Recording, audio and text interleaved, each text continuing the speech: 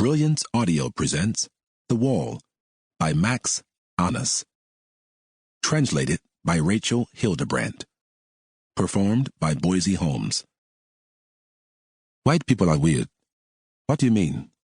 Well, the woman was wearing a faded brown smock covered with large yellow flowers, a light green t-shirt underneath.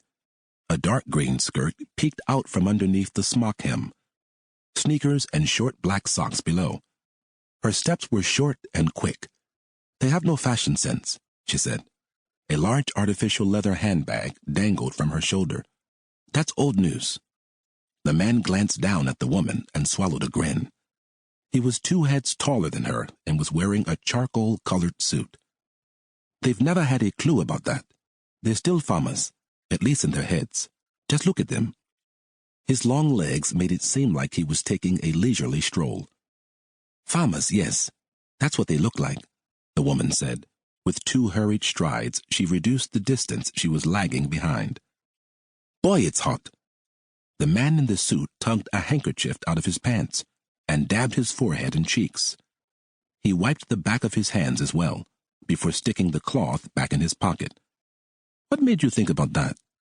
He cocked the collar of his light blue shirt and straightened his black tie, an oversized briefcase gripped in his other hand. The woman ran her arms across her face. The old man just now. Where we parked? The one in the intersection? Uh-huh, the woman nodded. Baggy shorts, shirt hanging out. She took a couple of long strides to keep from falling behind. What a shirt and socks with sandals? The woman shook her head. I wouldn't even go to bed in that. You don't wear anything to bed. The woman gave the man a grim look. Did you see his eyes? Except in the winter, he grinned. And just for a second, I didn't want to stare. That would have just made him angrier. It's ridiculous. In a day or 2, he'll be telling his friends about the 2 blacks who parked in front of his crappy house. That's what makes me so mad. I mean, what does he think is going to happen to him in the middle of the day? In the suburbs? On the hottest day of the year? Exactly, on the hottest fucking day of the year. He's more likely to die of a heart attack than a mugging anyway. Even if 2 blacks did park outside his door, I hope it won't be too hard to find where we left the car later.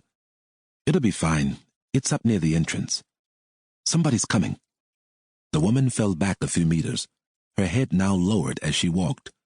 Suit lifted his head and studied the woman coming their way.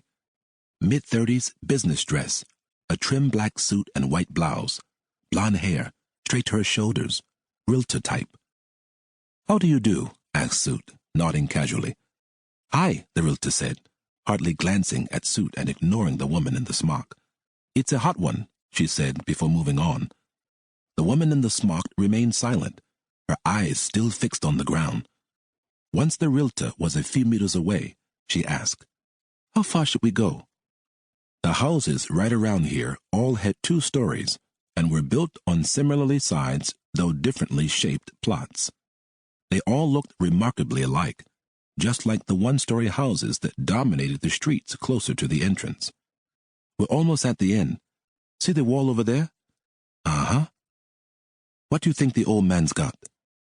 The old man? The one who stared at us? Pfft, no idea. A little jewelry, 2 or 3 generations of gold wedding rings. Cash, maybe even a lot of it. He might be a collector, coins or something. That could be interesting, though it's always hard to get rid of stuff like that. If he has a gun, it won't be anything we could get much for, and no phones that would interest us, no laptop. He definitely owns a CD player, which isn't worth anything these days. You have a good eye. It's what I do. True.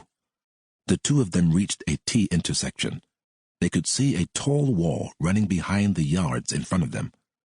Behind it, the steady rush of a river, barking from over that way. A masculine voice calling to a dog. The man and the woman came to a stop. What do you think? Asked Suit. The gated community was ideal for their purposes. Tons of houses, reasonably sized yards. To create some degree of privacy,